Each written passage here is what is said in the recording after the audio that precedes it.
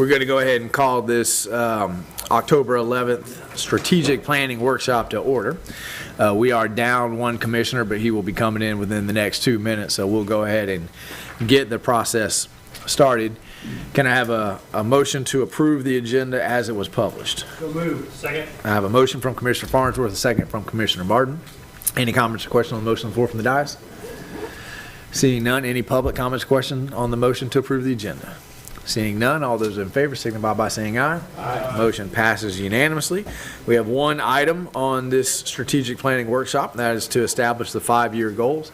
If you were part of that marathon 6-hour workshop on that Saturday, you know that we punted this issue because we didn't have a full board there with us. In the meantime, I think we've managed to kind of chat about all the things that we heard from the visioning workshop and all the things that we've been working on. And so we decided we'd want to come here together when we had everybody and have a conversation to make sure that we are directing staff at a true commission vision for the next 5 years of what we want to accomplish. And with that being said, Mike, are you going to take the lead on this, or is Dallas? Mr. Mayor, I'll do an introduction to the item and kind of bring us back up to speed. As you said during our visioning workshop with the City Commission, we accomplished much, but when we got to the developing goals for the community, 5-year goals, the Commission asked that we, or those in attendance asked that we just followed up with this workshop. So here we are. Our consultant, Mariah, with UCF, is not participating tonight, and it was staff's understanding that that was the Commission's desire. So it's going to be kind of self-directed, I guess, with the Commission. Dallas or I could take the lead, but I kind of understood that you were going to take the lead. Oh, I'll be fine to take the lead. we did draft up, and we'll just bring them up. Nothing significant. We just got some go-by examples, and I can't seem to. I can't advance it because I don't have the advancer. So, Mr. Mayor, these are not recommended action is to establish goals for the 5-year community vision plan. Samples, and we have a number of pages. There's also a handout. That last handout, I think, was 8 full written pages, and I wasn't good enough to copy paste that in. But you have all that in front of you to kind of give you a flavor of what other communities are doing. The goals aren't specific as in build a sidewalk on Southwest 4th Avenue. I think that normally during these processes it's improve the quality of our life by investing in public infrastructure, and then all those sidewalk projects would come under that goal. So just, like I said, a couple pages of sample goals. These are mainly geared, these were borrowed from other communities, and I think they kind of encompass all the different things that the Commission talked about during the visioning workshops. And I think at this point, if the Mayor wants to take the lead, we can try to hone it down from all these examples into the 3 to 5 goals that the Commission would like for us to identify as our 5-year plan. Well, I told Ms. Mariah Rains, that she didn't need to be here because, you know, what I heard through that visioning process and what you guys heard through that visioning process, I believe is exactly what you guys have been working on. I think that you guys have your finger on the pulse of this community, because what I heard overwhelmingly from the live workshop, the online workshop, the survey results was that our residents want us to focus on infrastructure and parks. Those were everything you kind of put into those 2 categories. So I would actually recommend that we not do these kinds. I think that we should do something more specific, because I think the reason Newberry gets things done is because we say this is what we want to get done. And when I read stuff like this, you know, build an active, healthy community, you know, it's kind of vague. It's up for interpretation. So I think you guys have already said that you want to have connectivity on Larry King Road between Newberry and 15th. You've said you want to have connectivity on 15th to 337. You've talked about City Hall. You talked about a sewer line as a companion to the water line down 26. all four of those I think of as infrastructure, and that's what I heard from the folks, that they want us to focus on infrastructure. All four of those projects are 2 to 4 year projects. I would also say AMI is at the top of our list. I know that we're coming to the end of AMI, but we have the rollout. I think we should all anticipate some growing pains there. It's going to still be another 6 months before we get to the point where we can kind of test those growing pains. So I would say a year, and we'll probably have AMI nice and smoothly running in the city. So that's what I would suggest. When it comes to the parks, because I did hear in the visioning session that people want us to focus on parks, I think what we need to do is, we just need to invite Travis to come and speak to us a little bit more about those plans, because a lot of the comments I heard in the visioning session were about parks, amenities in parks that we already offer. I heard about walk paths. Well, we have 2 parks that have very nice walking paths. One person said they wanted beach volleyball. Done. Jimmy Durden Park, just install. So I think we need to do a better job of communicating where the parks are. Maybe we create a map that has, some color coordinated, and it has a list of amenities that are there. But I also know that Travis has a perpetual plan of updating each park a little bit at a time each year. So we've got 7 parks in the city of Newberry. I don't think off the top of my head. I think we just got to do a better job of communicating that to folks. That's not to say that you guys won't have bike paths or something like that. I'd be okay with maybe a vague statement about enhancement of parks, that kind of stuff. But the rest of it, I would prefer to let's be specific and say to our staff, you've got 5 years to accomplish those 5 things: AMI, sewer down 26, City Hall, and the 2 new roads. Those are all in infrastructure programs. They're all things that this board has collectively agreed on. You may have disagreements about what's number 1 and what's number 3, but everybody up here thinks those projects should move forward. So that's my recommendation. And if we can just say, and at that point, I don't really care how the 1, 2, 3. I think we could say to staff, we want infrastructure, and it's those 4 projects. I don't know that we need to get into what's our number 1, what's our number 2, because I think they're going to run on parallel paths. So that's my recommendation. That's, I think, answers what I heard in those visioning process, and it's what I've heard from you guys already. Thoughts? Commissioner Clark. I like it. Commissioner Coleman. Ditto. Okay, I got to like it, I got a ditto. Commissioner Martin. I really like focusing on the infrastructure part. I think all the other stuff just becomes kind of political noise, and I don't really think it's our role to get into some of those battles. I think our role is to make sure people can get around. I think we provide a very high value for what we charge, so to speak. We don't provide the Mercedes-Benz government service. We don't provide the UGO either. And I think that path has been pretty much laid out over the last at least 5 or 6 years, 7 years. And I think that's why our home values are growing faster than anywhere else in the county. I think that's why our population is growing. I believe taking those sorts of tacks are going to help us most manage over the next 5 or 10 years that sort of growth. A couple of the other things are the education system is a problem. I don't like the fact that that's largely out of our control.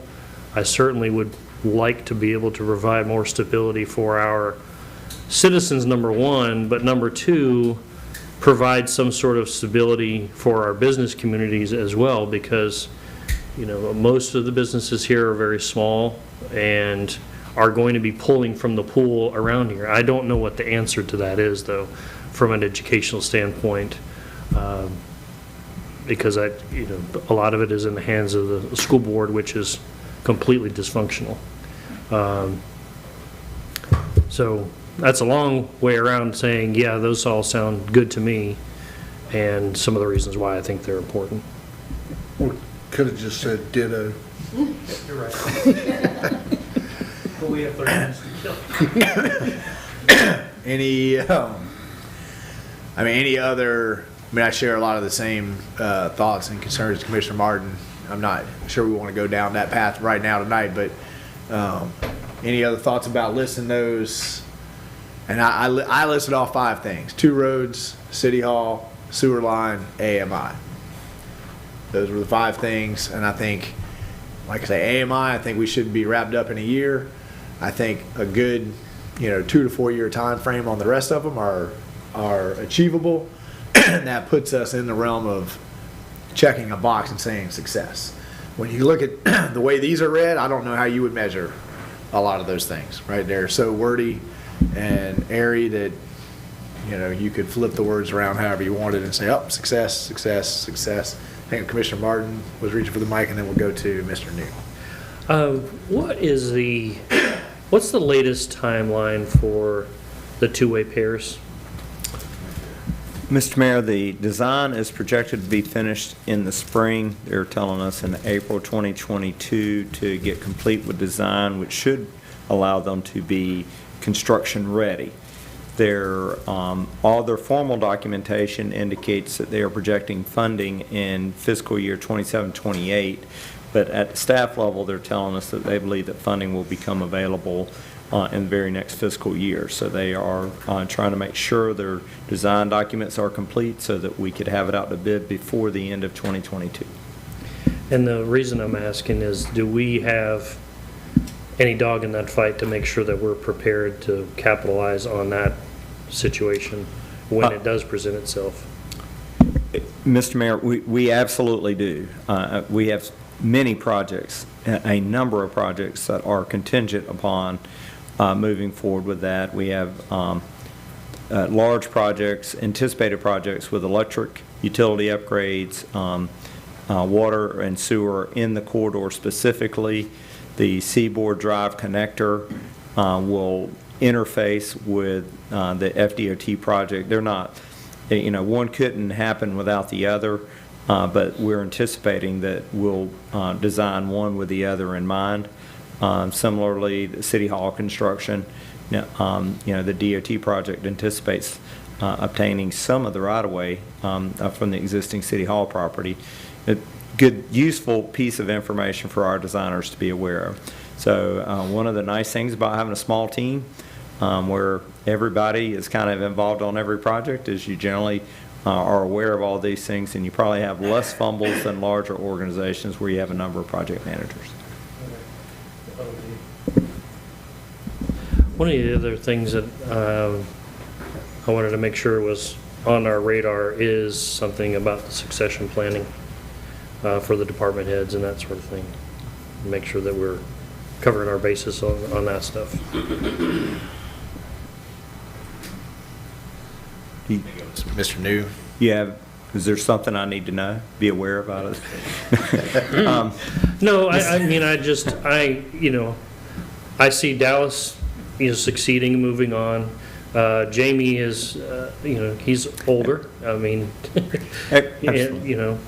Just those sorts of things. And same thing with, almost all of our department heads. yes, sir. Mr. Mayor, I was being playful. We discussed it at great lengths during the budgeting process. You're aware that we have a 10-year staffing plan. That staffing plan does include succession planning for each department. So, in the next few months, if you'd like us to spend 10 minutes, in a presentation, again, reviewing, here's our succession plan. We're not focused on a million other things at the same time. We're just going to talk about that. We'd be happy to get that on an upcoming agenda. I think that's a good idea, but I also think it would be a good idea for each of you just to individually sit down, because I spend not a good amount of time with Mike, but we've talked about it fairly frequently for all the things that we've discussed, and I think that sometimes I think the public needs to hear that we're thinking about those things, but I also think you guys just need to be able to have kind of slower conversations where you could chat about those kinds of things. So I think put that on y'all's agenda at some point in time, because Mike's got some good ideas about how that should go, but he always values input. Okay, I've heard 3 commissioners say ditto. I got 2 commissioners, head nods. Good, okay, and you had, I'm sorry, Mike, did you get your? No, I have not, comment? but Dallas could go Okay. first. Go ahead. Mr. Mayor, I was just going to add for consideration, the commission may want to add implementation of impact fees to your goals, as it would fund the majority of your other infrastructure goals. Okay. I mean, I'm fine with that. I see that as more of a procedural thing, not a goal. But if for some reason we miss it in the next 6 months, which is my timeline for that, we should have a really good, we should know what we're talking about and have something in front of you guys within a 6-month or so period of time. You want to make a number 6? And if we can't check that box, there's several other boxes on here that we can't check. Right. So, It's kind of, most of that, what's on that list is kind of predicated on moving forward with that, or going back to the drawing table on what you want to nix or what you want, how you want to raise the money, so. but I Mr. like Newberry? the idea, though, because it does keep it at the forefront that we have to do one to get to the others. Mr. Mayor, I think that if we're going to be very specific with those projects, and I like the idea because it is super tangible, I don't think we should proceed without including elevated storage tank for water storage. It's not as often talked about, but it is a critical need for the city that we don't have sufficient storage right now. It's in the budget. And even more critical to me is if the city doesn't expand its wastewater plant and we're moving in the right direction. But I think those are 2 critical infrastructure projects that probably need to be included in the list. There are more needs than wants. And so I just would make that recommendation. How about we have one priority, infrastructure, and then we have subheadings under fine. that of those 7 or 8 things. But Sure. we are singularly focused on infrastructure. And I would say we are also committed to communicating the amenities our parks have to offer better. But we're going to focus on infrastructure, and under infrastructure, we have connectivity, we have AMI, we have sewer line, we have city hall, we have water tower, we have a caveat under all these that they're all predicated on impact fees, right? Because if we keep going down the list, we'll have a 15 item list. And I think they're all critical, but that way we can have a stopping point at somewhere. And of course, Mike, your job is that succession plan is how many of these boxes you check Absolutely. in a Understood. 12-month, 18-month, right? Absolutely. Period of time. So far, he's batting 1,000. We gave him 5 things to do when he got hired. He knocked off all 5 of them in the first 5 years. So Well, 5 more ain't bad, or 6 or 7. So. there we go. And Mike, are we being fair and honest that all of those things, even the ones that you and Dallas have added, are achievable in a 5-year time frame? Yes, Mr. Mayor. If they're not exactly, like the wastewater plant construction may not be complete. Right. But within a 5-year time frame, we'll be under construction. So I think that it won't be, we're still in the starting gates trying to figure out what's going on. Each one of these projects will be so far down the way. If they're not complete already, we'll be on the last phases. Right. Okay. All right. Any final? Everybody good with, we have a singular focus on infrastructure in the next 5 years, and we have a sampling of what the types of infrastructure improvements we're going to make. We're good with that? Okay. Roger Harley? Can I have, do we need this in a motion, Mike, or is this a This conversation? is it's a workshop. Yeah. The Okay. final plan Will come back to you as a, yeah. Okay, so does anyone have any questions about this before we move to comments? Any last comments, any more infrastructure plans you want to make sure is in that top of the list? And Mike, will you ask Travis in the next 4 to 6 weeks to come make a presentation to this board specifically focused on the rotation improvements? I know he's going, kind of one park at a time, spaced out, timing wise, those kinds of things. How much, I know we've just put a ton of money into MLK, and then we've just put a ton of money into Jimmy Durden. What park is next? What are the upgrades? I know we had talked about some, what's the phrase? Disabled, accessible playground equipment, so maybe he can give us an update on that. Absolutely. Okay, well, that's gonna move us to comments. City manager, you have any comments? Mr. Mayor, I have a ton for our city commission meeting, so I'm going to save you all. Save them all for the end? All right, Mr. Attorney, welcome. Thanks for joining us. We blew right through that. Tell Ms. Raines we did it, and she didn't believe us. She said, for most cities, this gets pretty cantankerous, I said, well, we don't work like that in Newberry. Madam Clerk? I don't have anything, thank you. Thank you. Commissioner Coleman? Commissioner Clark? Commissioner Farnsworth? Commissioner Martin? Commissioner Mazon? I only have one, but I can't find the data. Apparently, I'm the only person here who really loves the Marine Corps. Because they have a birthday coming up It ain't this month, brother. pretty soon, but they're trying to sell tickets right now. So I was gonna put a You little, got your ticket, you ain't a Marine anyway, so do you know when the birthday is? November 10th, Marine. November 10th, right? November 10th, and it's at Clark Plantation. It is, there's a birthday ball. Birthday ball, and you do not have to be a Marine to support the Marine Corps. It's the And- Marine Corps League is putting it on with Mr. Jim Jacobson's part of it. It is November the 6th. It's a Saturday, and it'll be a ball event. But I'm pretty sure tickets are just about gone. Oh, well, But you're welcome to they get a asked, hold of Jacobson and let's find yeah, out. they specifically asked or invited us to participate. So Absolutely. if you can, and I just cannot find it. I took a We picture love of it. 'cause guests when they first get there, and we'd like to throw K-bars at them, see if you can handle it. Okay. Well, Commissioner Martin volunteers for that activity. I'm getting a little old. It's November the 6th. That's a drug.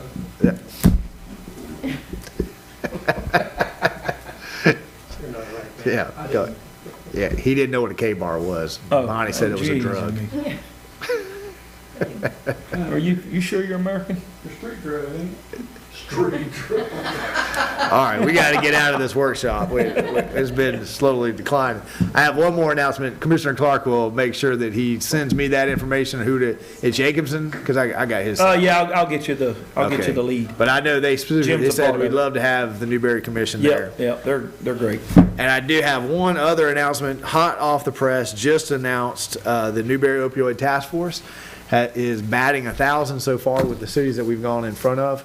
Every city so far has agreed not to allocate the $10,000, so we work out how we would work together. The city of Archer voted tonight to earmark $10,000, so they're in full hog right off the bat, which is a much higher percentage based off the ARPA money that they got. So right now, the Newberry Opioid Task Force is doing a fantastic job, going around and raising awareness and getting every city involved in this fight. And that takes us to citizen comments. Come on down. Might as well make an announcement early and get home.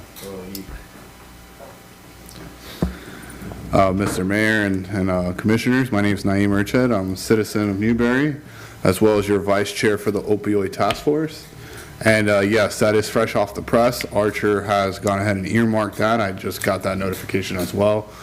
We've reached out to High Springs, Alachua, Hawthorne, you guys, Archer, to earmark that money. So we really appreciate you guys developing this task force to get this ball rolling. I'm giving you guys a challenge, October 23rd. I'm telling you again, October 23rd. We are now coinciding with the farmers market in the morning to have pretty much an all-day event, but it's gonna basically, our opioid task force kickoff will start at 1 o'clock with guest speakers. We're gonna have raffles, we're gonna have giveaways, we're gonna have food, we're gonna have bounce houses by Spacewalk of Gainesville, food from 2911. But we would really appreciate you guys that appointed us. It would only seem right that you guys show up and be there to support. Even if it's just for 10 minutes. I know it's a Saturday, I know you guys, but it's a family event. So I challenge each and every one of you guys on this dais and a personal invitation to go out there and at least shake some hands. If I can get a commitment from y'all, that'll be amazing to show solidarity that we're all in this together. Opioids do not care your race, your color, your creed, whether you're Democrat, Republican, Libertarian. It's going to attack you and kill you the same way. So I ask you guys to band with us October 23rd. And you get a chance to buy some goodies from M's Munchies Yes. and 2911. I like how you threw the libertarians in there. That was gratuitous. Thank you, sir. Presbyterian. So, thank you, guys. I appreciate y'all. Thank you. Thank you. Any other public comment? Seeing none, this workshop is adjourned. We'll re-adjourn in 5 minutes if you want to use the restroom.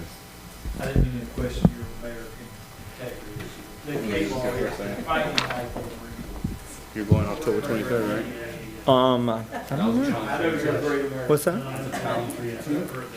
If I'm in town, I never miss. When we travel, I can't, but if I'm in town, we'll for sure be there.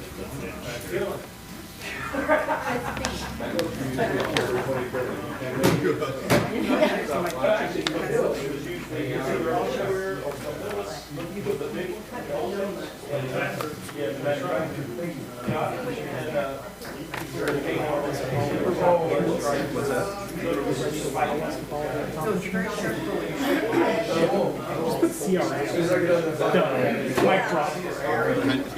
Pick up the microphone. Because it's a nice one.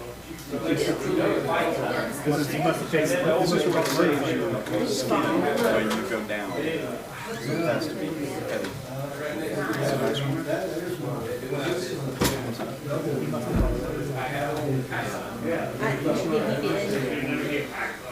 Amy? By the end of the meeting, we'll have his feet on.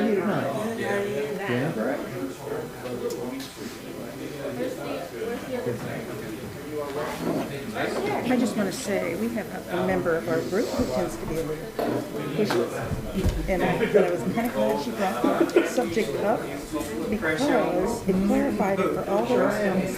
Because we've all been under misunderstanding that certain things have to be done in ministry. And as it turns out, they don't. And so, so as much as I kind of, when the subject came up, it was like, okay, it ended up coming out. Yeah, I agree that the only thing that goes international is the Fred A. That's the only thing that mattered. But you see, we'd all been told differently. Oh, Brian had been told differently. So as much as I didn't really want that subject to come up, I'm really glad it did. Because this new lady, she's been around for 3 years. We had a really good time today. She was interested in the parks. She was interested in the thing over here at the cold storage. She was really interested in the place out there. She just loved that building. Just loved that. It is. It's a beautiful building.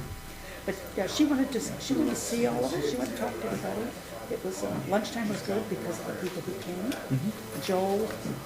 Joel did a great job. He's wonderful. He's a real asset.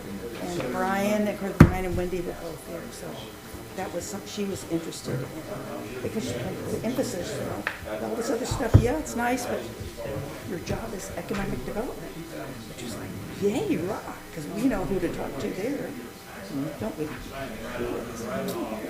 Well, we talked quite a bit about how it's not just in Newberry, but other communities too. Some main streets have a reputation for being, oh, they're the ones that throw all the festivals. And It's not, and she's adamant that is not what you're supposed to be doing. you know, some of them are okay, a couple, she said a couple of years, good. But you're supposed to be doing economic development. Oh, yeah, the commission would love to hear that.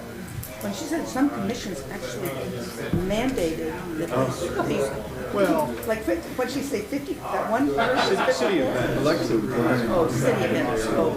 Yeah, well, let me ask you. organization put on 54 public 1 events minute. over the course of the year. I have the will be right What else back. can They they do? also, What else are but they they also doing? have all these other organizations.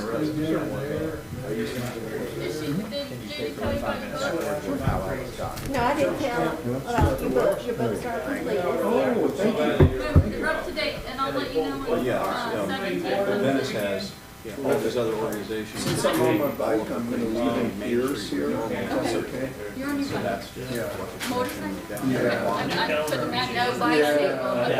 I'll take them, I'll put them back. Yeah, I'm glad you came because it kind of clarified a bunch of stuff. 30-second warning. 30-second warning. You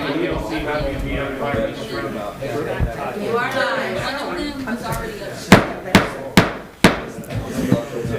Good evening, ladies and gentlemen. We're going to go ahead and call this regularly scheduled October 11th commission meeting to order. I have one addition to the published agenda. I'd like to add agenda item 8. This is about submitting a letter to the BOCC in favor of them naming part of the arena out there at Canterbury after Commissioner Lee Pinkinson for all his years of dedicated work and service to making that project happen. So if we can have a motion to approve the agenda with that addition at this time. I have a motion from Commissioner Farnsworth, the second from Commissioner Mazon. Any comments or questions on the motion? Any public comments or questions on the motion? Can you having trouble hearing me? Just missed the name. Lee Pinkinson, Commissioner Pinkinson. Okay, hearing no questions, all those in favor signify by saying aye. Aye. Motion passes unanimously. We'd like to invite Minister Marsha Lee to the podium to give us tonight's invocation. If you would please rise for the invocation, remain standing for the Pledge of Allegiance, which will follow. Welcome, Minister Lee. Thank you for being here. And her brother-in-law was in the brain together. Right. Must be a good man then, huh? Good evening. Ask you to bow your heads. Heavenly Father, we pray for the city leaders as you give them responsibility to watch and guide over your city. God, and even as they serve, God, we ask you, God, even as you told your prophet Ezekiel that you have made them watchmen for the people of Israel. I pray, God, for the leaders of this city, that, God, you have made them watchmen for this city and for your creation here. God, I ask you that you will strengthen them and guide them even as they come together tonight on one accord in your will, God, that you would pour your grace and mercy upon them, guide them through your word, and God, let them come together on one accord to just do your will in this meeting, God. Guide their minds and their hearts, strengthen them in your grace and mercy. In Jesus' name we pray. Amen. Amen. Pledge allegiance to the flag of the United States of America and to the republic for which it stands, one nation, under God, indivisible, with liberty and justice for all. Thank you again, Minister Lee. We appreciate you. Let's see, presentations. We have our first one is a proclamation. Make sure I get it here. For Government Week, guys. And if you haven't been here when we did Government Week, and I think last year we kind of got COVID canceled a little bit. It got moved around, right? Well, come out. It's a great time. Kids have a good time. I'm going to ask the clerk to go through some of the events that she has planned, and then I'll read the proclamation, or I can read the proclamation and then you can talk about it. Which would you prefer? I'll go ahead and talk about it. All right. It's not done. This year, we are trying to have a city fleet parade on Southwest 15th in front of the Newberry Elementary School for the kindergarten and first graders. Nice. There will not be any kind of, there will be, the children will be behind the Fence, the perimeter. And I've already spoken with the principal, and we're waiting to get the okay for that.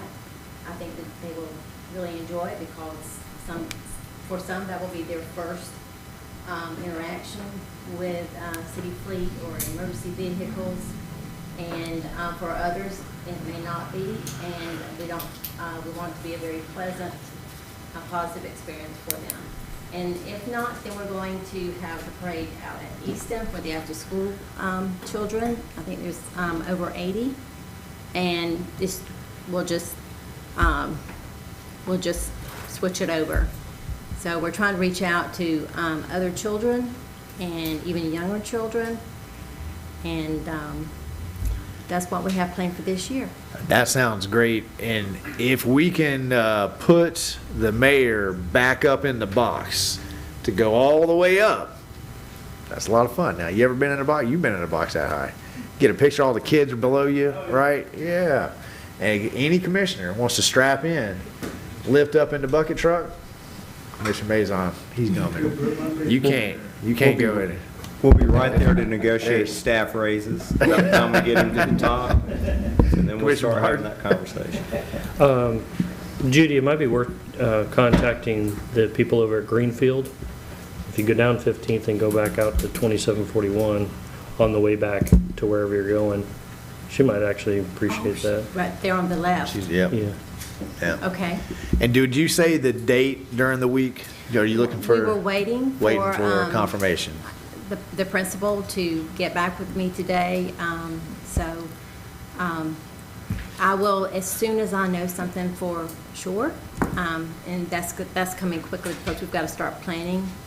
We'd like for all the elected officials that can be there to be there. It doesn't last very long, but it's really quite an experience when you see the children and how they love just the big vehicles and equipment. It's a little humbling because the fire truck puts you right in your place. Saying, hey, I'm the mayor. Like, yeah, I'm going over to the fire truck right now. No, it's great. We have a good time. They get in little groups. They move around. It's a lot of fun to hear the questions the kids ask you about local government and what we do up here and how it affects their lives and that kind of stuff. So we've had a great time with it every single year. And every single year we do a little bit different. Mix it up and gets bigger and better every year. So with that, and if you don't have anything else, Madam Clerk, I will issue the following proclamation.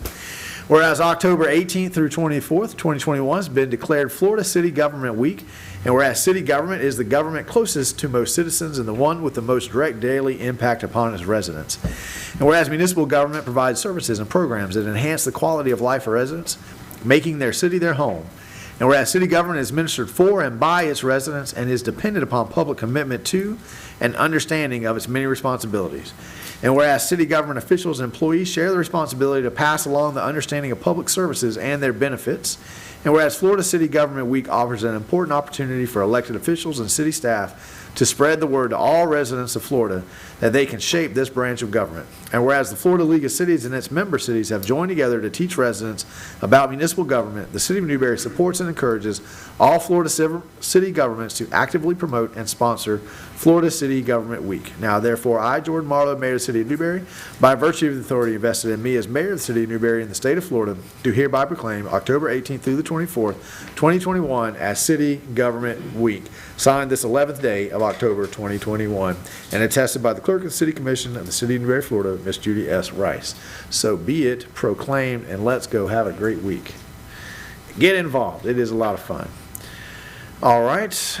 Next up is our annual report to the Commission on the accomplishments in fiscal year 2021 of the Newberry Planning and Economic Development Department. We got a little preview of this at the Planning and Zoning Board meeting. So come on down, Brian, and awe us with everything your department has been able to get done this last year. Hiding it. Yep.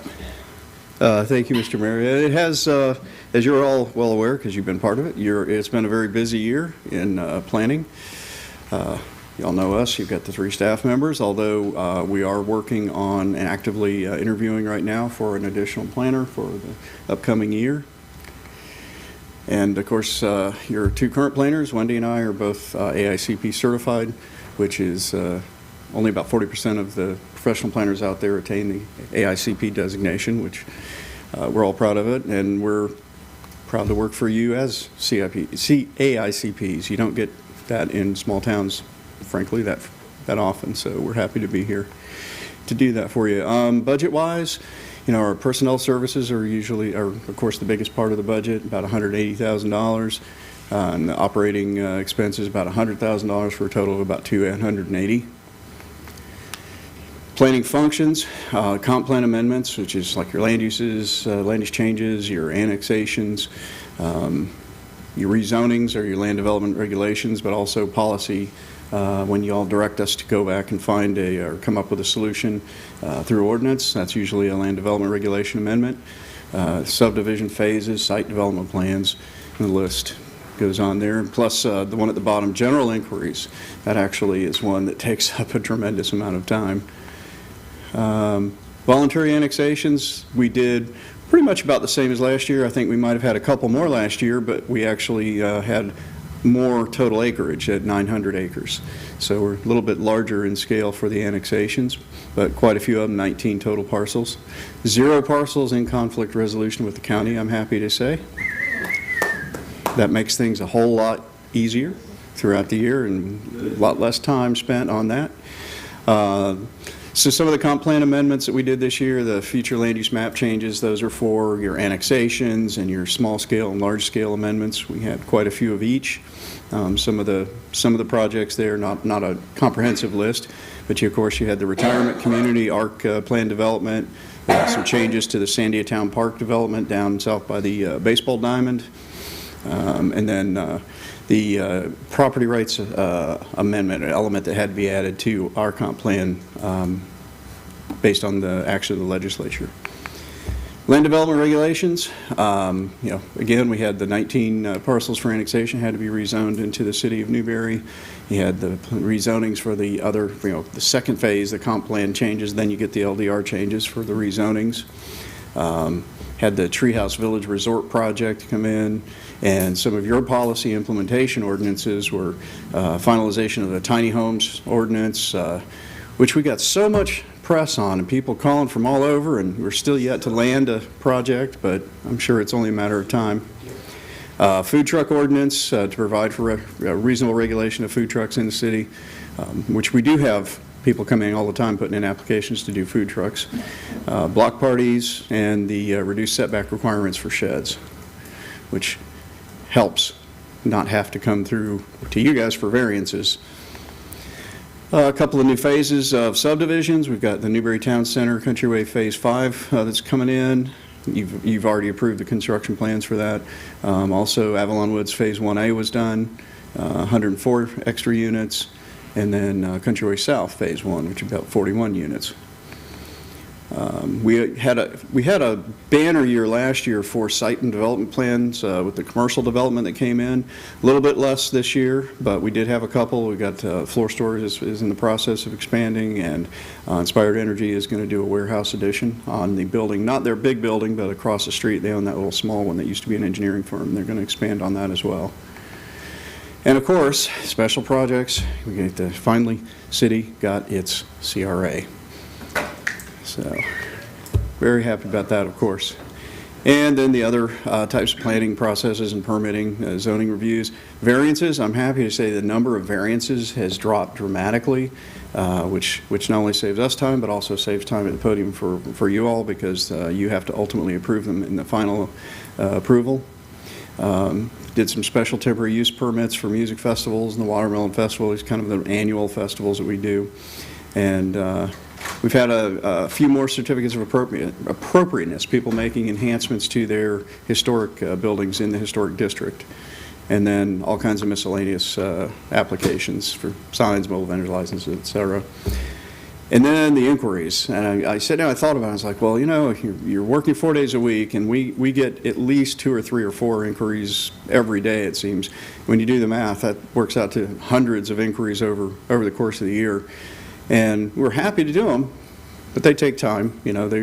People need their questions answered, and we want to give them a good, solid answer. We don't ever turn anybody away. It's not the Newberry way, and so these things take up a fair amount of time. But the people that we work with seem to appreciate it, and again, we're happy to do it and provide our residents with, and even some folks calling in from outside that aren't our residents with good information about Newberry and how to navigate through different processes. And so our goals for next year, we have quite a few. Develop and implement the commercial corridor design standards. That's part of the what's coming out of the visioning process that y'all have just almost completed. Like I said, we're hiring a new planner, looking at designing a work program to implement the CRA plan, implement land development regulations overhaul, and comprehensive plan overhaul, fully implement new building planning code software and permit project tracking. This is a system we've been looking into. Our new building official, Scott, spent a lot of time looking at probably a good 10 or 12 different types of systems. But ultimately, this is going to take both building department, planning department, codes enforcement, the business taxes, all to a different level where just about everything can be done online. It can be tracked online. If you put in a building permit request, you can go in and you can see where it's at in the process at any given moment. I guess I would say it's sort of the building and planning department's equivalent of AMI in terms of customer service provision. So that it also works for planning. We'll be able to track all of our projects in the system as well. So we're pretty excited about that. And then, of course, I don't know if anybody has stopped over to see it other than the mayor, but we've got the renovations going on at the Little Red Schoolhouse, getting ready to move, well, not getting ready yet, still have some work to do, but moving the building department into the new space that's been built specifically for them. They've got a lot more public-facing time, and so we've realigned everything so that people don't have to be out in the hallway, don't have to be sitting on those little schoolhouse chairs filling out applications. We're going to have kiosks so that you can eliminate paper applications altogether, things like that. So we're real excited about that. Once that's complete and they're moved in there, then we'll start some minor renovations on the space they're in now to make it more laid out better for the planning department.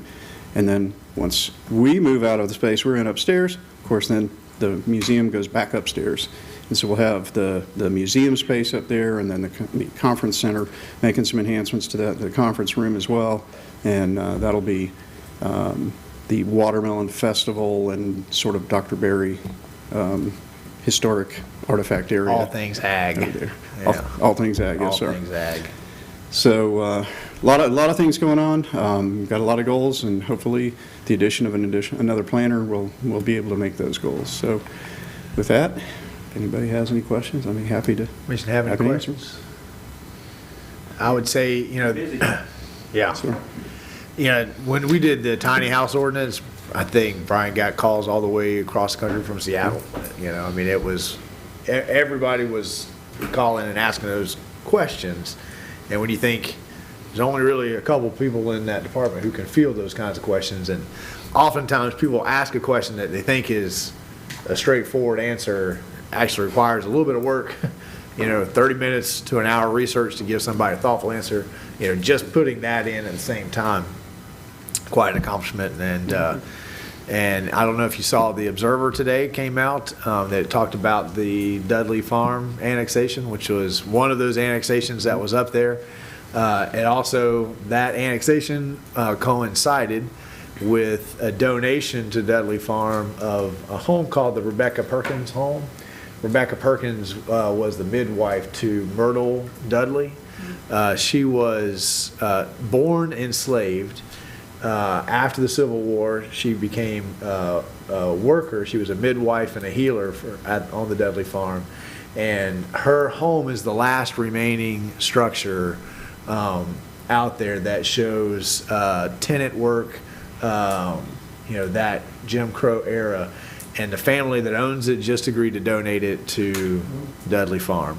So very exciting to have Dudley Farm and now to have that piece of that story be included in that. So lots of good things that our building department is helping spur along that go well above and beyond what a normal planning department is asked and tasked to do. So we appreciate you, Brian. Thank you. Sir. We appreciate it. All right. Dallas, tell us all the AMI meters are in and they're going live tomorrow. Mr. Mayor, I'd be happy to lie to you if you'd like me to.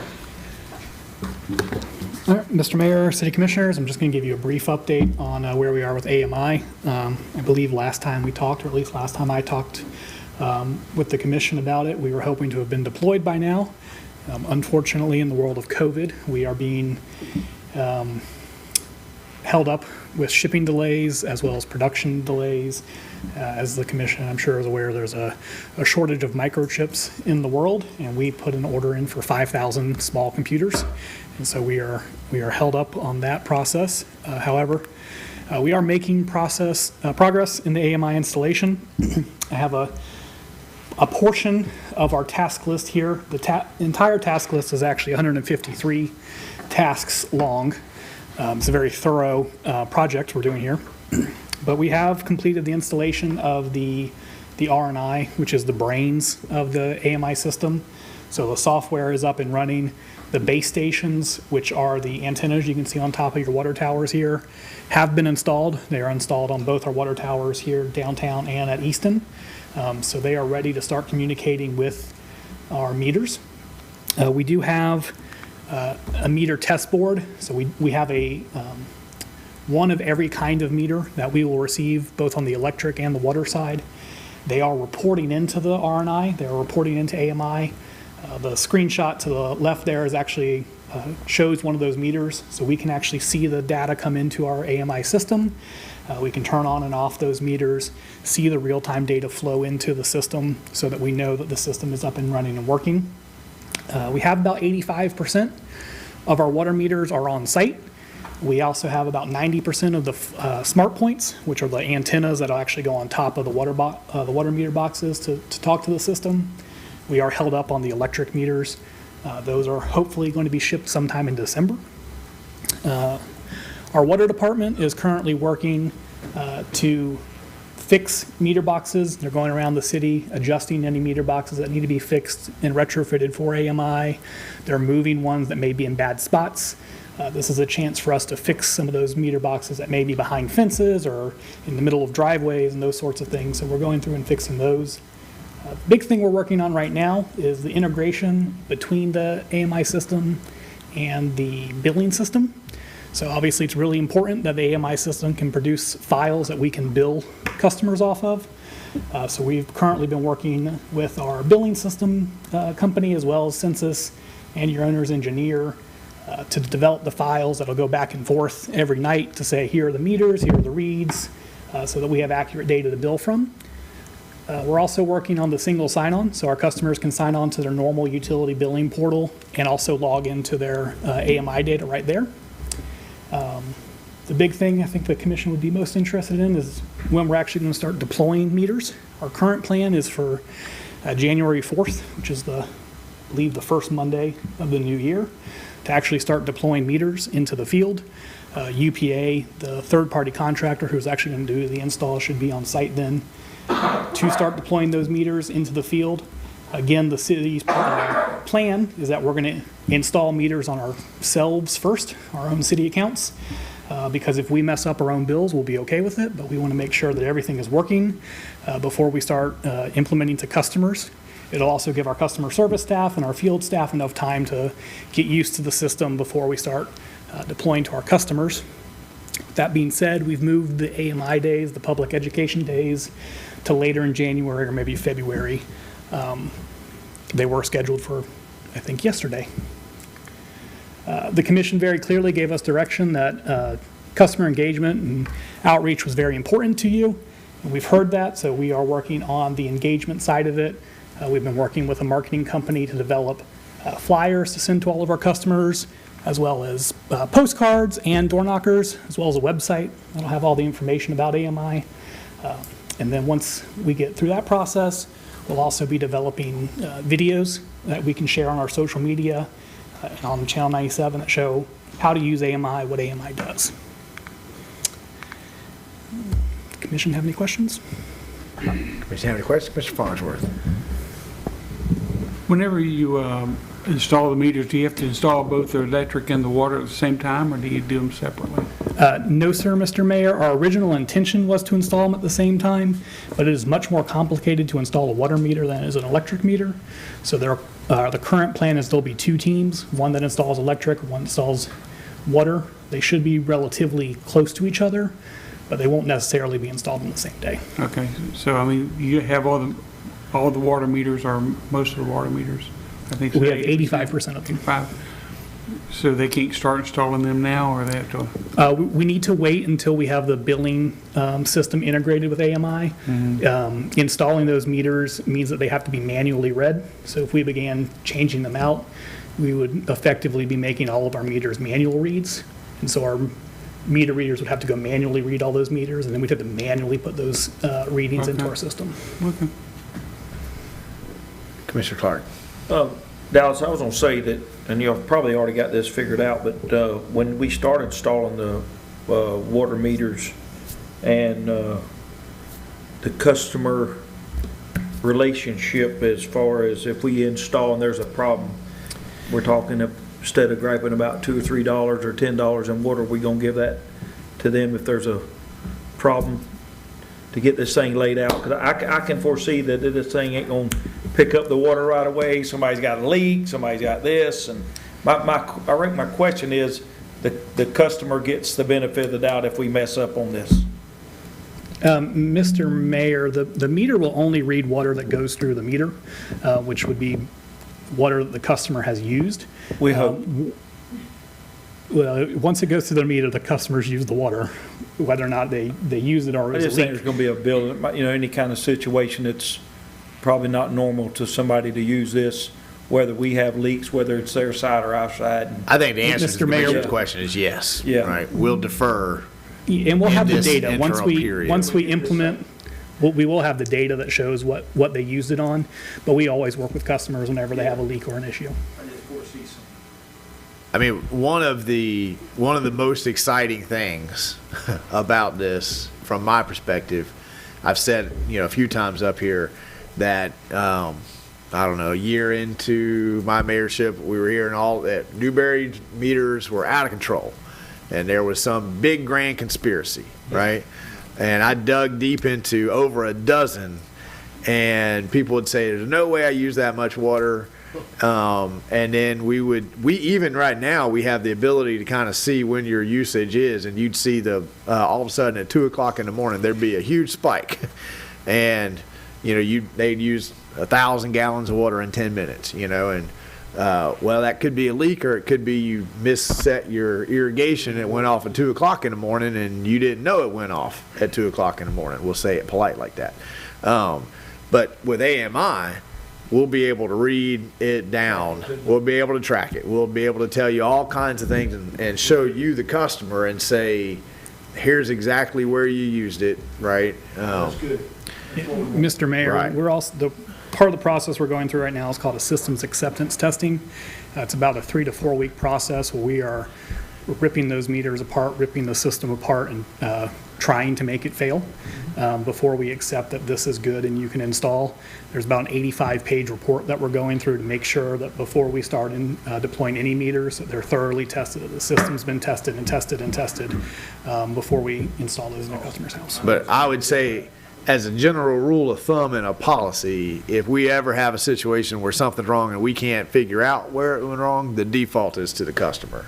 If we can explain to you where it is, well, then there's no question. You may not like the answer, but here it is. If we don't know the answer, we'll default to the customer. This is a big project.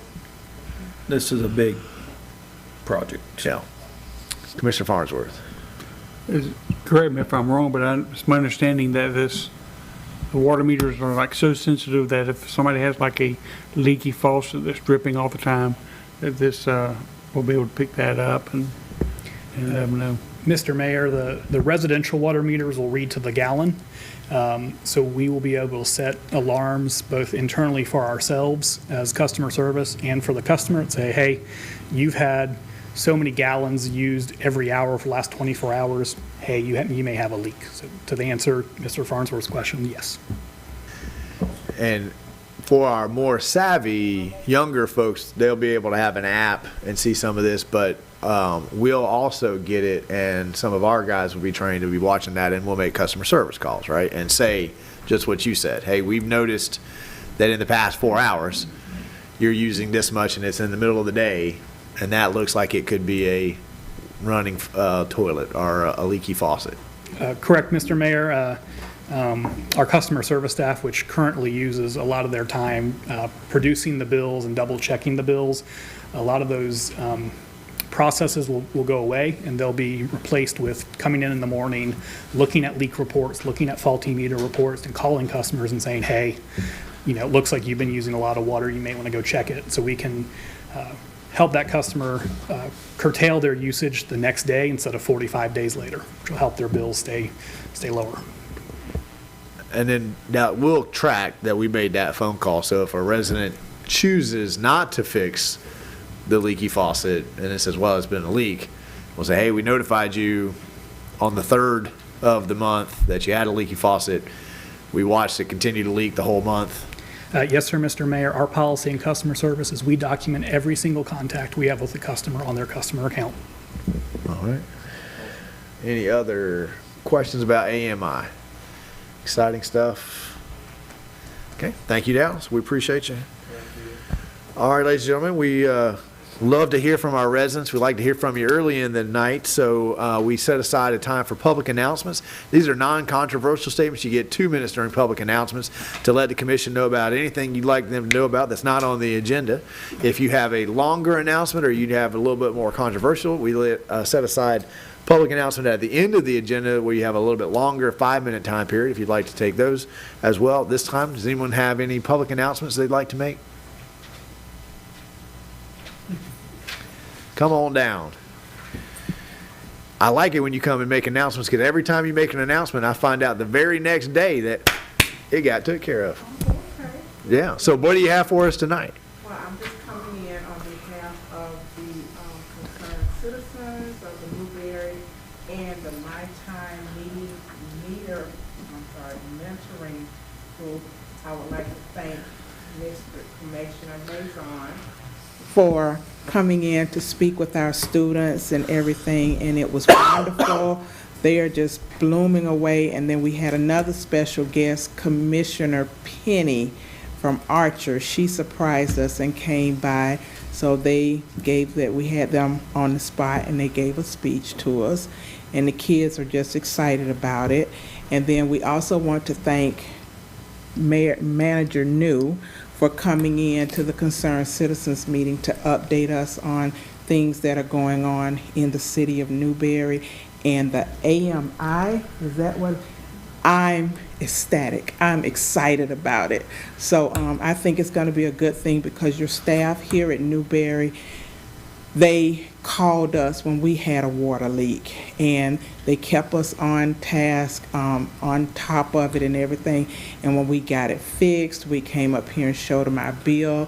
So your staff is very good, and I think this system will be a good addition to the city of Newberry. Awesome. Oh, my 2 minutes up. Thank you, ma'am. We appreciate you.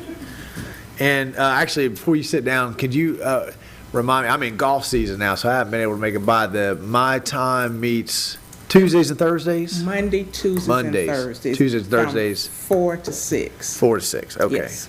Monday. And we would love to have any of you come down and speak with the students. And we're staying on top of their grades, just to let you all know that. We're having them going into, what is it called, Skyward. Mm-hmm. And the children were amazed. Oh my goodness, I got a C in that, I got a D, I got an F. Go talk to your teacher. So we got them on track with that and everything. So look like this first 9 weeks is going to be a Well, I can come help you with Skyward.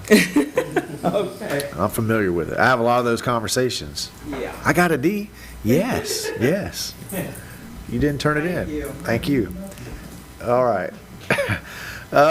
Any other public announcements? Hearing none, we will move on to the consent agenda. Do I have a motion to approve the consent agenda as it was published? I have a motion from Commissioner Farnsworth, a second from Commissioner Clark. All those in favor signify by saying aye. Aye. Motion passes unanimously. That takes us to our first public hearing on ordinances. Item 5 on the night. This is a request for a special permit for a one-time fireworks display to be conducted as part of a wedding. This is Resolution 2021-45. Scott, you want to go ahead and read that resolution into the record for us? Yes, Mr. Mayor. This is a resolution of the City Commission of the City of Newberry, Florida, considering an application for a special permit to allow for a one-time fireworks display on approximately 40.21 acres, identified as tax parcel number 01923-001-000, in an agricultural A zoning district on certain lands within the corporate limits of the city of Newberry, Florida, repealing all resolutions in conflict and providing an effective date.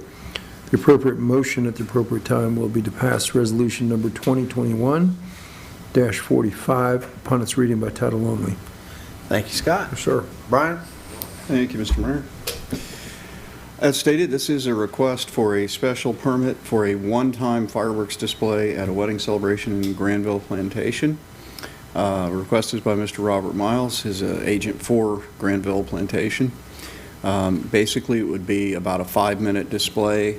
It's held sometime between 9:30 and 10 on the evening of October 23rd. The city currently, the code prohibits all display of fireworks within the city. However, the commission has directed staff to draft an ordinance that would allow for fireworks under certain circumstances with certain criteria met. Unfortunately, that is still in draft form. It wasn't going to be ready for the commission's consideration and approval prior to this event on the 23rd. I believe the fire chief's going to have that ready at an upcoming meeting, probably the early part of November. So it wouldn't be available in time for this event. And the city, as a frame of reference, city has approved other fireworks displays within the previous year at the Boots and Suits concert at Sister Hazel, and Gatorback does like a 5 or 10 minute display as part of their annual mini-O's. The location, I think most of y'all are probably familiar, but there's the location of Granville Plantation. It's almost in the middle, right between Newberry Road and Southwest 15th Avenue. About 1/3 of a mile from that, and about 2/3 of a mile from Southwest 202nd Street. Zoom in close up. Mr. Miles has provided a general site plan right about dead center in the middle of the Granville Plantation property is where the fireworks would be launched from. You have the big open field would be the recovery area where any debris that might come down would fall in that field. So recommended action would be to approve with conditions, or deny the request for a special permit for the fireworks display. Mr. Miles has provided a certificate of liability insurance to us now that shows the city isn't also insured should the event take place. And I lost the point. I was going there was an additional piece of information, but it might be, I know this kind of has come up before, and there's been some question about whether it would disturb livestock in the area and that kind of thing. Could be a good test run prior to the commission's consideration of the draft ordinance when it's presented.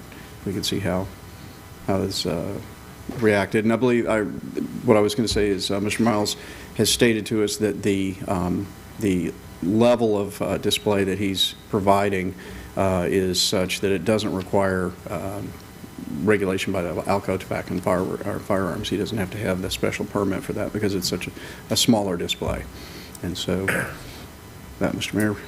Brian, before we open up to the dais, this isn't, how do I phrase this quite? I mean, this is a resolution, so there's nothing that initiates a notification of people within so much property around. So did beyond for this being on a published agenda, was there any other notification to people around Granville that this was going to be a conversation tonight? No, Mr. Mayor, there wasn't. Because I would say that we've had a test run in the Boots and Suits. Was it Boots and Suits? We've had a test run out there. That's true. That one kind of came in at the last minute because there was a time crunch. And so we said yes, and then we immediately got some kickback from it. Now, I would say that I waited up all night long to field all the complaints, and they didn't come in. And I don't know that I remember hearing from you guys about any either. So there was a lot of concern on the forefront, but I didn't get any complaints at the end. But it does make me, there's two parts of this that makes me nervous. One, we're real close to deciding this issue, and if you guys want to accept it and let it move forward, that's fine. I just want to reiterate that just because you say yay or nay tonight does not set any precedence for your decision, which will be coming very soon, about whether or not you want to allow fireworks in. Because I think the default there is if I said yes at Boots and Suits and I say yes tonight, well, it's kind of it's a rubber stamp to, are you going to let fireworks come? Because, you know, we just did twice. So I just want to say, whether you guys say yay or no tonight, it's not setting a precedence on that. And then I'm concerned about not notifying the residents, because I did feel bad. We didn't get any complaints, but I did feel bad, and I warned the P&Z, and I said it again to you guys, you know, these things take a little while to trickle around, and the people come in on the second reading, you know, not the first one. So I can, you know, Mark probably knows that road pretty well, who's all up and down there, and if there's anyone real close that's going to be in our face in the next week or two saying, what did y'all do letting fireworks go that night? And I'd be willing to take his sort of testimony on the neighbors around there. But those are the two things that worried me. We haven't notified people around that we're thinking about this tonight, because resolutions don't prompt that to happen. And we're going to be making this decision pretty soon. So those were my comments and questions. Commissioner Martin. I mean, I think we can still send a letter to the neighbors if it gets approved. I don't have any problem with the special permit.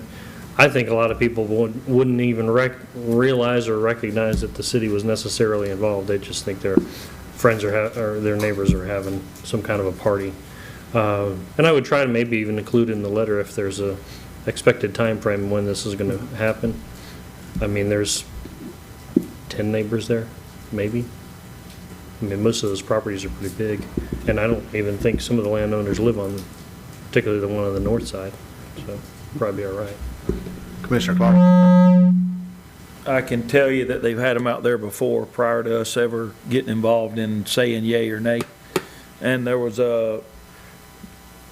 you can hear them through the neighborhood there, but I don't think it's a big deal whatsoever.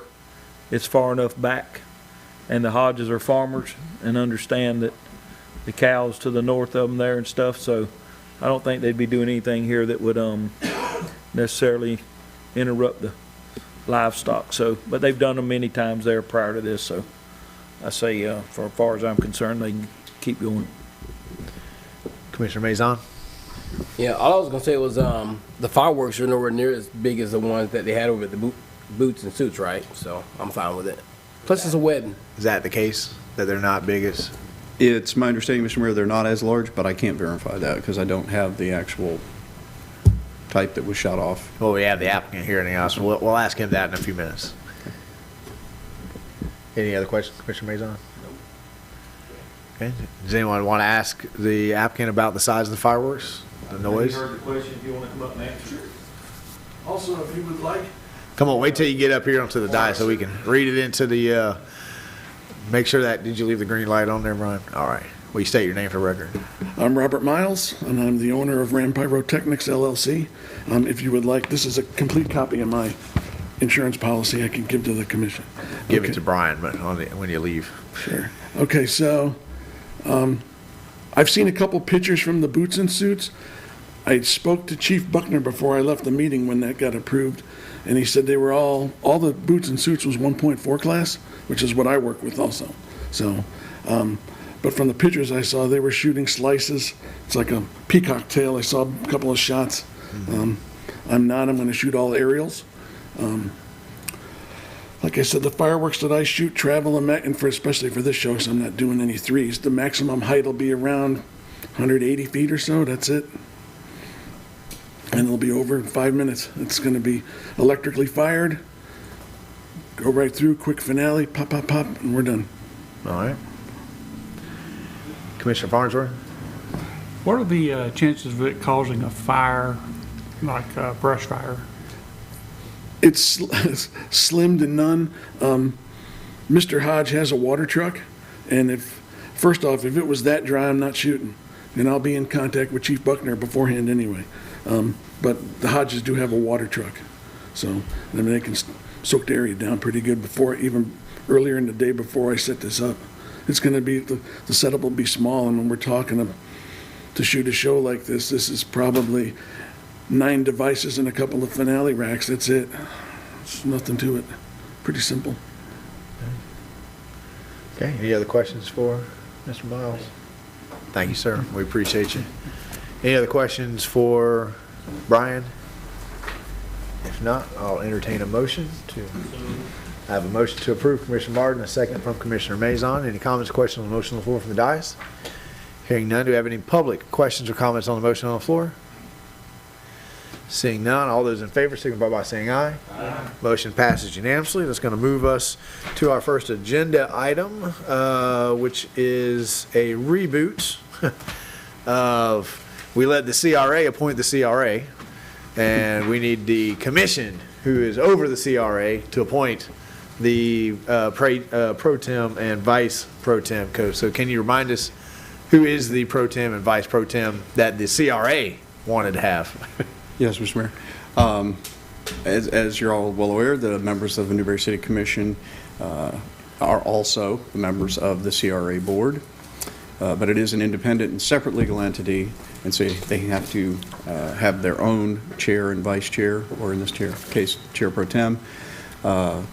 We discovered that Florida statutes require that the governing body choose the chair and vice chair from the CRA board members. It was discovered, staff was doing research on something else and found an Attorney General's opinion that basically confirmed that even though you selected yourselves as the board of the CRA board is not able to select its own chair and vice chair. It has to be done by you as the governing body. So if you're having deja vu, you've already done this, but we're here to do it correctly. And what the staff recommendation is, and then what the CRA board had decided to do, was have the mayor serve as the chair, and then have the mayor pro tem serve as the chair pro tem, each for the length of the term of their elected offices. So moved. Okay, I have a motion from Commissioner Farnsworth. Second. I have a second from Commissioner Coleman. Okay. And that motion was for Commissioner Martin to serve as the pro tem and Commissioner Farnsworth to serve as the vice pro tem. Right. Correct? Okay. So I have a motion, probably seconded on the floor. Any comments, questions from the dais? Mr. Mayor, I'll read the resolution. Oh, yeah, go ahead and read the resolution. I was about to say Resolution that. of the City of Newberry, Florida. Thank you, Amy, by the way. Appointing the chair and the chair pro tem from the board members of the Community Redevelopment Agency of the City of Newberry, Florida, establishing appointment terms, repealing all resolutions in conflict, and providing an effective date. Appropriate motion will be to pass Resolution 2021-30 upon its reading by title only. Okay, thank you, Scott. Sure. Motion properly seconded.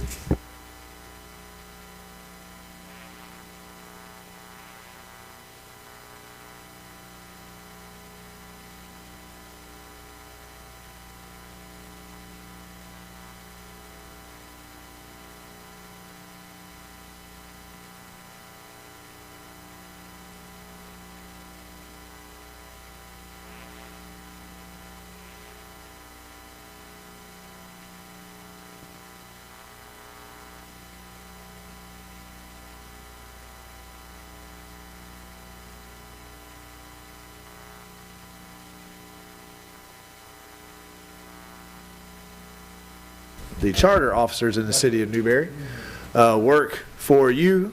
Everybody else in the city either works for the manager or the clerk. So this is our opportunity to give our charter officers feedback. So, and we said October 25th is when we would like to have these back. So you can either get them directly to me if you want. Our Miss Judy serves as our historian, so you can give them to her and she'll collect them all, and then we'll finalize all the numbers and those kinds of things. Mr. Mayor. And Mr. New? I believe that if they can't get them to you, that Deborah is compiling all the scores. Deborah's So gonna do this year? Ultimately, Okay. they need to get in Deborah's hands. And Mr. New, would you remind us the connection to these evaluations and our charter officers' salary? Because you do evaluations for everyone else, you do evaluations for Sierra. That has effect there. Do your evaluations have an effect in the same manner? Mr. Mayor, the commission has the latitude to treat the evaluations and any pay increases completely independent of what's been approved in this year's budget. Historically, since I've been here, charter officers got reviewed exactly like staff. And this year we had a little bit of a sliding scale because we're working on the $15 per hour step-in program.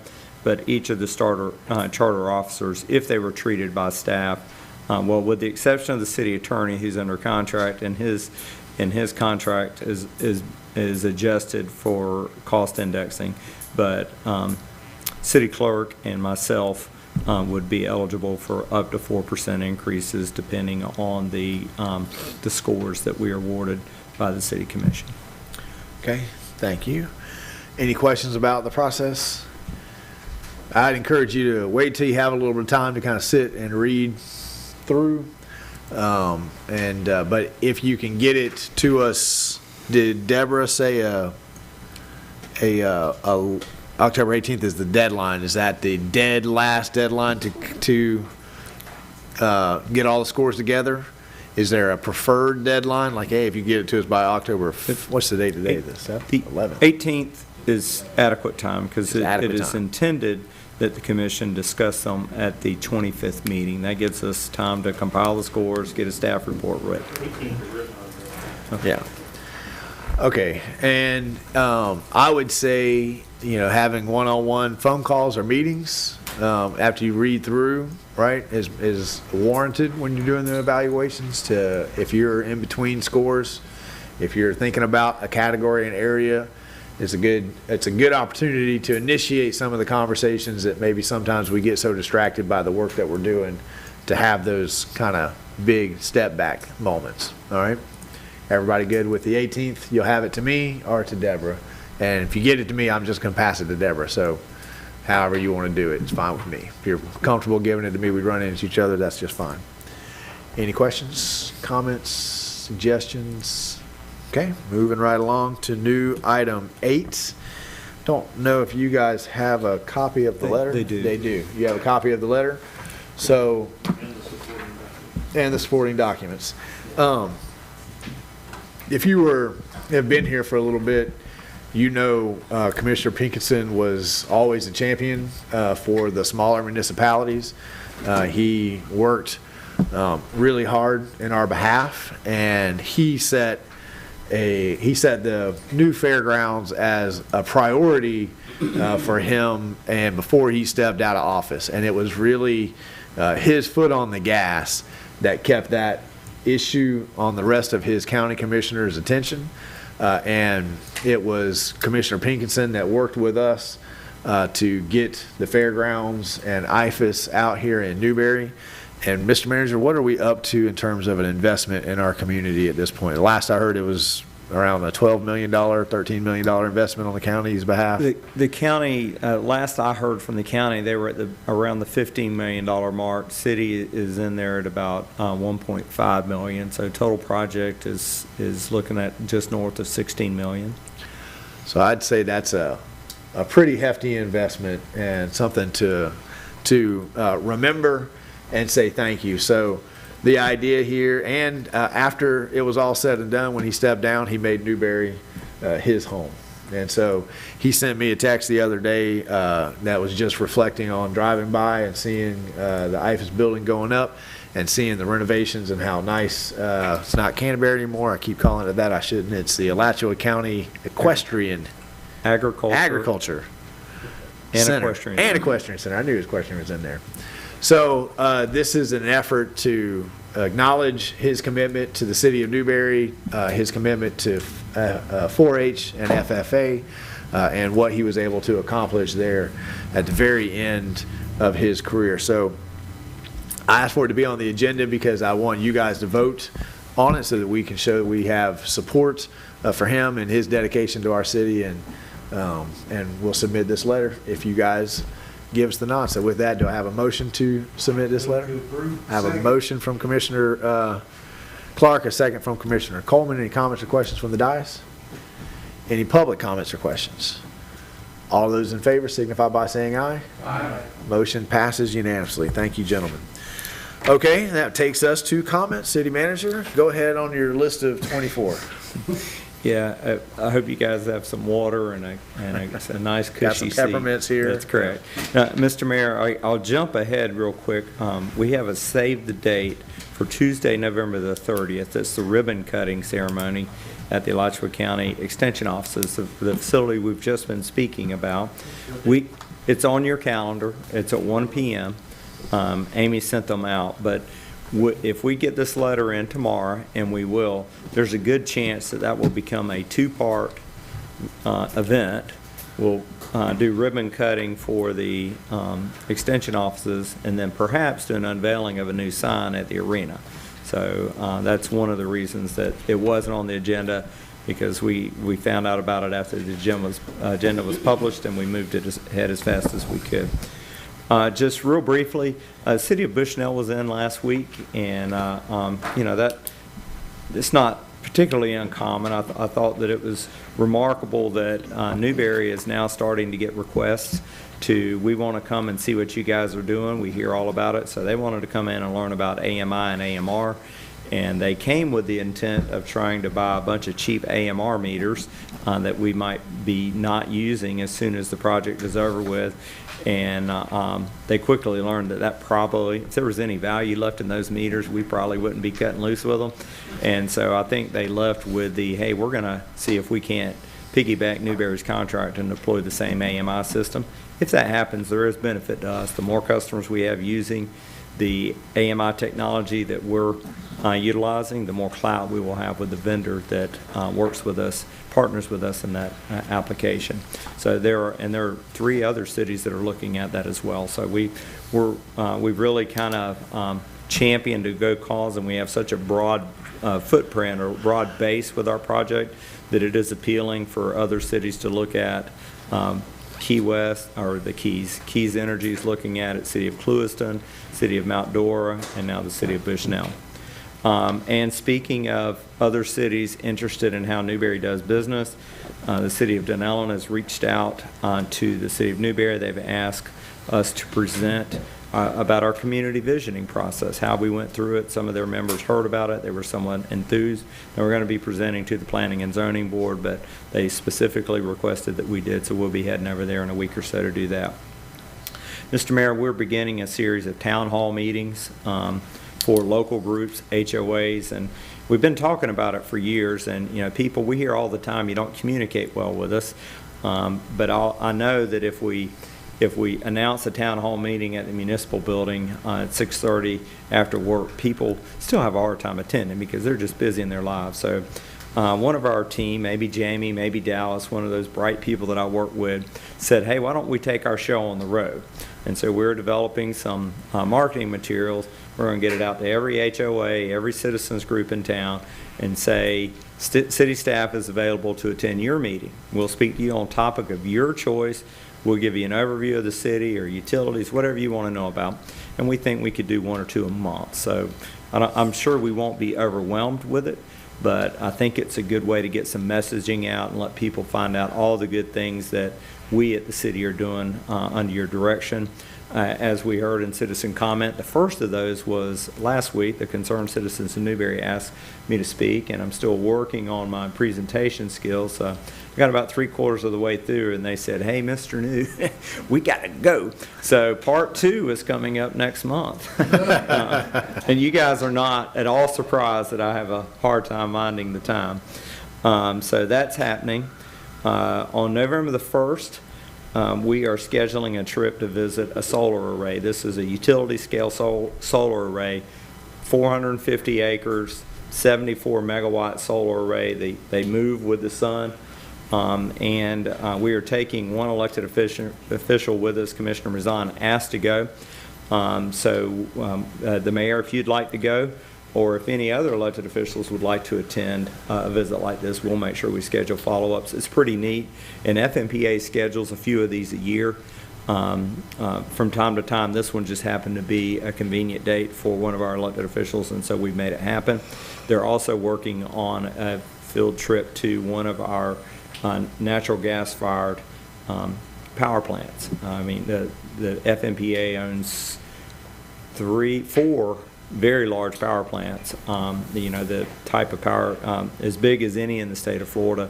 So we have opportunity to learn more about what our investment is. We're investors in that. We're part owners in that. So those types of trips are available for us.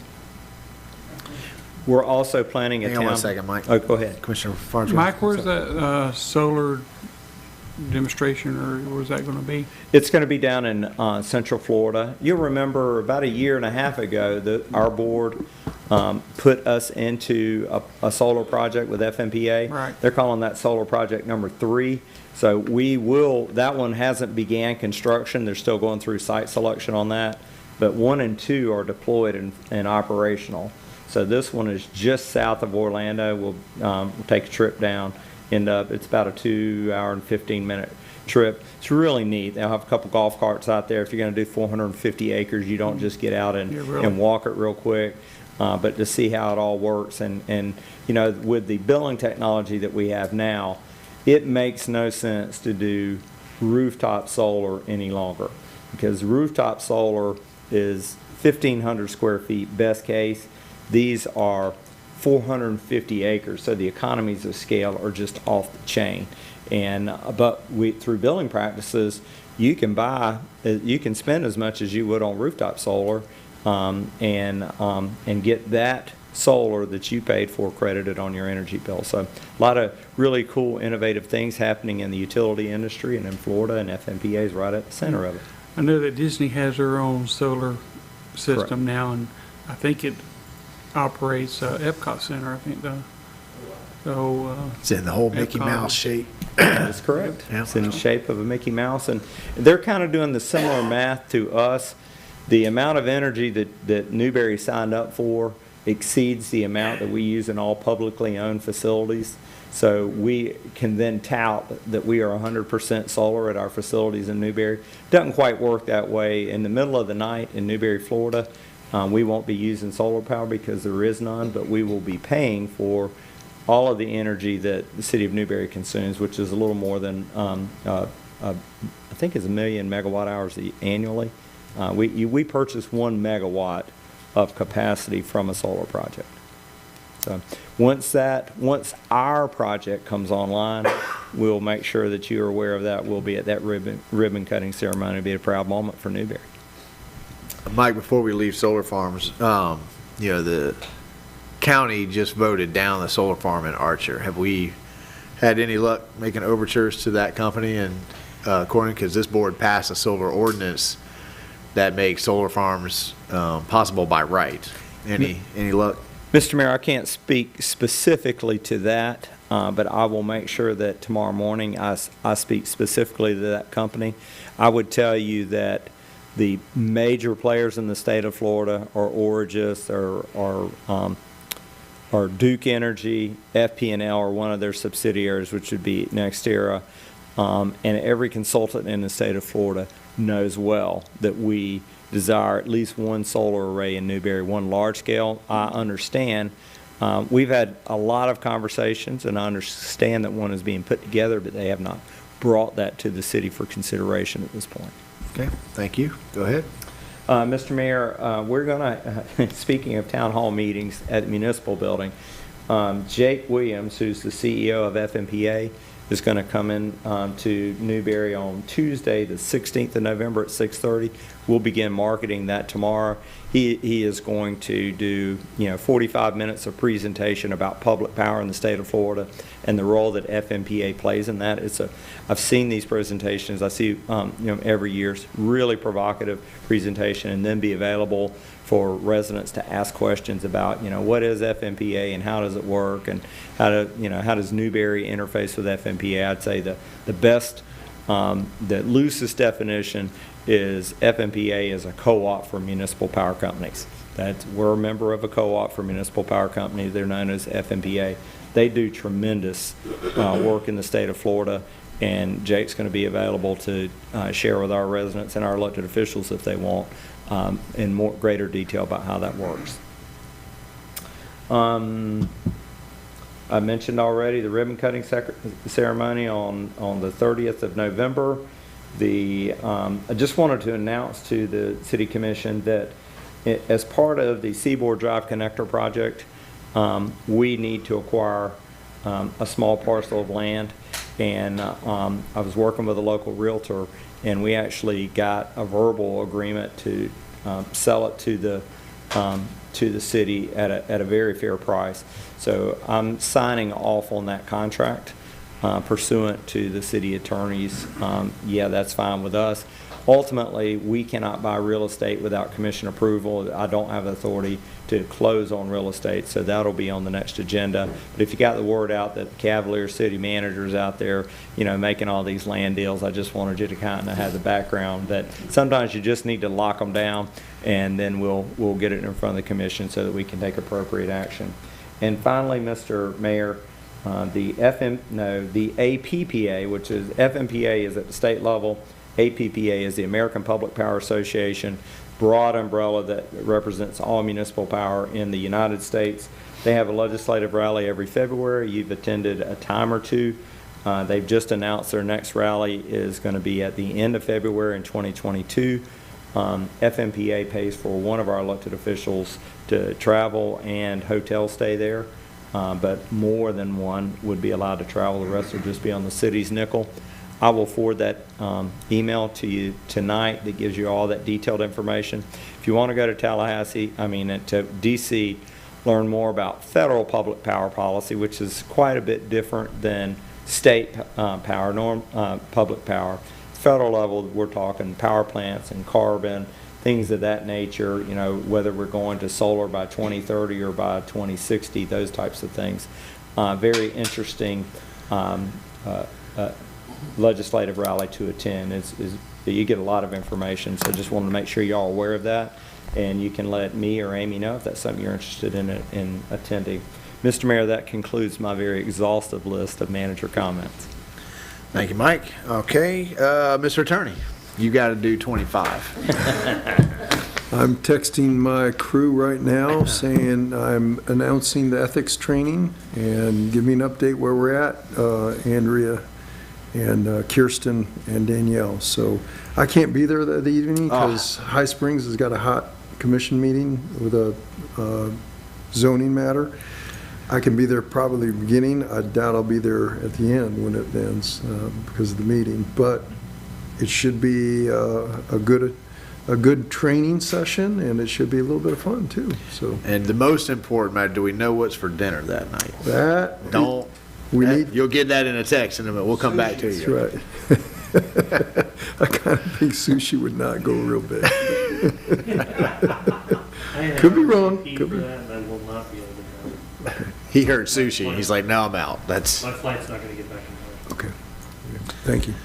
All right. That's all I have. Thank you, sir. Madam Clerk. Thank you, ma'am. Let's go reverse. Commissioner Maison. Reverse. Yes. We'll go this way. Yeah, all right. So I have a couple things. I wanted to commend the officer over at off of 15th Ave. If you guys have noticed, the traffic has been better when school gets out with getting traffic out. Number two is I want to commend Martin again for his flags. But if we can get anyone that's watching this and anyone in this room to where if you see Newberians or other citizens trying to cross over 26, be considerate. Stop. I mean, those flags are perfect. They work. But sometimes, when school gets out further down, the kids don't go through crosswalks. But I stopped that brown truck in a heartbeat.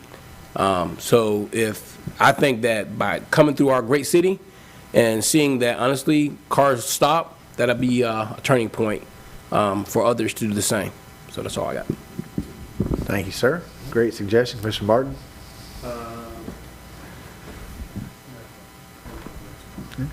Thank you, sir. Commissioner Farnsworth. I'd like to remind everybody of the 2021 Peanut Butter Challenge. We need to be sure and bring your unopened peanut butter jars to the city. Commissioner Coleman, they have to be unopened. Okay, I know that's part of the problem. And I was I was looking things up here, and it says, contrary to popular belief, George Washington Carver did not invent peanut butter, which I had thought all this time that he had. He invented over 200 other things with peanut butter, but he didn't invent He did peanut publish a book about 105 ways for preparing it for human consumption. butter. And I think there's little peanut butter crackers that you get at the 7-Eleven. Yeah. He might have invented them, maybe. That's all I have. 200 uses for peanut butter, and none of them panned out commercially. But we like the peanut industry here in Newberry quite a lot. So. Thank you, Commissioner Farnsworth. Commissioner Clark. I don't have anything. Commissioner Coleman. I'm trying to think. You get the last word. You got. We went in reverse. I'm trying to come up with something here. Give me a second. Proud to be here. It's a blessing to all you people. I tell you what, my life has changed so much in the last 9 months, and I love every one of you. So whoever's thinking about running against me, I hope they don't. Thank you, sir. Back to you, Commissioner Martin. Normally, the varsity games are on Fridays. This week's game is on Thursday night at 7 o'clock against Eastside. And it's at Citizens Field, right? It's at Citizens Field. All right, thank you for that. I have one more workshop to announce. It's the impact fee workshop, which is October 25th at 6 p.m. Is that here? Yes. Here at City Hall. Correct. The Light Up Newberry Christmas Light Contest is rolling. We should have a registration form launched within the next couple of weeks on the city's website. That committee is gung-ho and excited, and so we're going to have a great Christmas season. Go ahead right now and just clear your calendars for December, because just about every weekend there's some event. Christmas Parade is the third weekend. I think it's December the 17th, maybe it's 18th, is a Saturday. Night parade, 5:30, dusk parade, followed by the Christmas festival out at the town center. That's where we'll announce the winner of the Light Up Newberry. There's 4 elements to the contest. There's a residential decorate your house. There is a whole neighborhood winner. There's a business storefront winner, and then a business front winner to separate the businesses that have, yards and that they can go all out. So look for that registration form. We'll post it just as soon as it's live. We have a new date for Newberry High School's homecoming, which is going to be November the 5th. I think I announced that at the last one. I'm not sure. New parade. Everything's on. Everything's back on. We'll get it all done. And then I think also I already talked about the donation that the family gave to Dudley Farm. The ceremony to unveil the plaque for Dudley Farm becoming a National Historic Landmark Site is December 4th. So all through December, which I think might be the weekend of our light up ceremony as well. So that's going to be a big weekend in Newberry. That's Friday for us. Yes. Friday for us as we light up Saturday. The 4th is a Saturday for the plaque unveiling, right? The 3rd Lighting is the 3rd. Friday. Is the Friday night. So we'll light up our own tree down here, hot cocoa, all that kind of stuff. We'll be back on. Do we order snow from the big guy? We did. We did. Every year. Every year. He's going to come through one year. Are these events going to be on our calendar? They're going to show up on your calendar. Yes. Yep. So, yeah, it's going to be a great Christmas. It'll be a great holiday season. Do they do a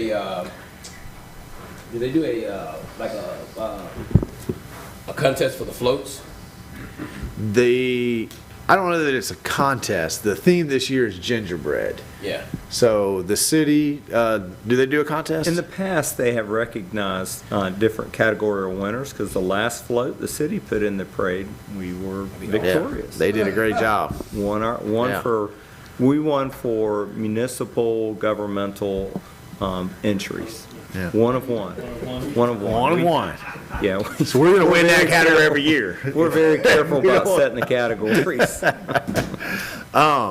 For both the homecoming parade and the December parade, we'd love to have everybody come out. Traditionally, in the past, the homecoming parade is like a 3 o'clock. It's kind of the middle of the day. I don't, push you guys too hard to participate. This year, we're going to try to up the game a little bit on homecoming because, we got pushed around a little bit in terms of having to postpone it. So we're going to try to come back bigger and better.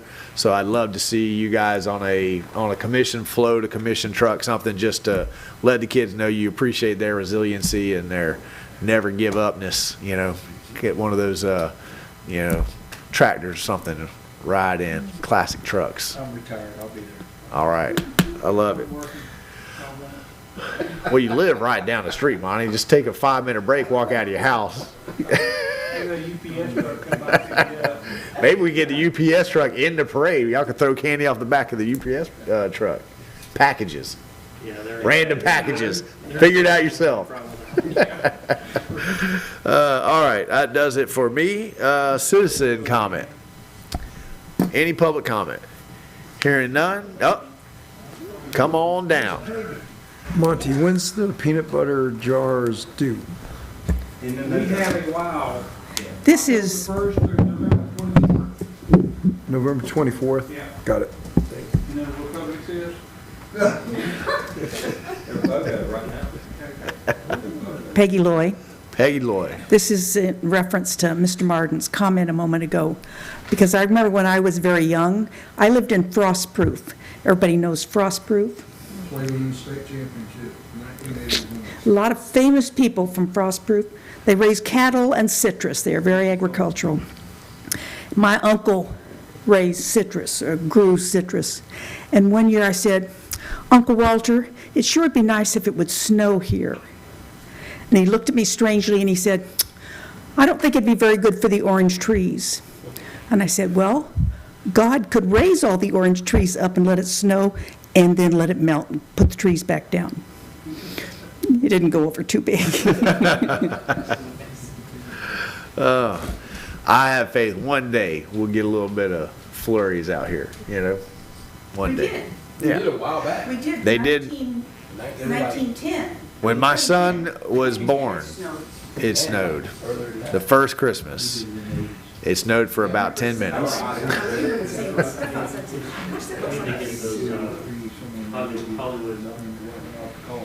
Snow machines. Yeah. There is a plan. There is a plan. Now remember, out at the town center, they have like the bubbles snow, right? Kids love it. Till about that big. That big. They like it. All right, hearing no other public comment, we are